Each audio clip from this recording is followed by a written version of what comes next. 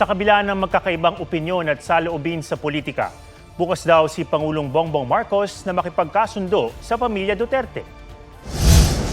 Gusto ko makasundo sa lahat ng tao.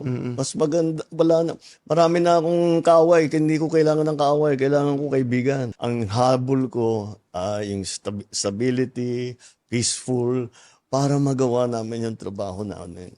Kaya ako, laging akong bukas sa ganyan.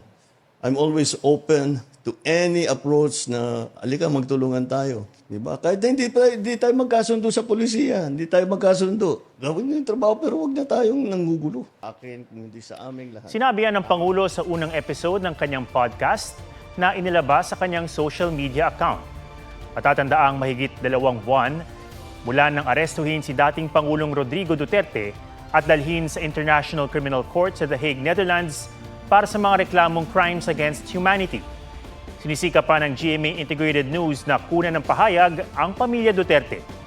Bukod dito, aminado rin ng Pangulo na hindi nakuha ng alyansa senatorial slate ang resultang naisa na nila nitong eleksyon.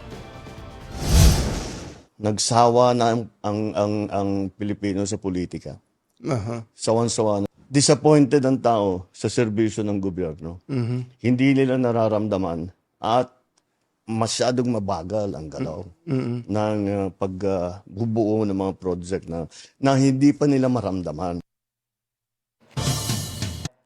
Huwag magpahuli sa mga balitang dapat niyong malaman. Mag-subscribe na sa GMA Integrated News sa YouTube.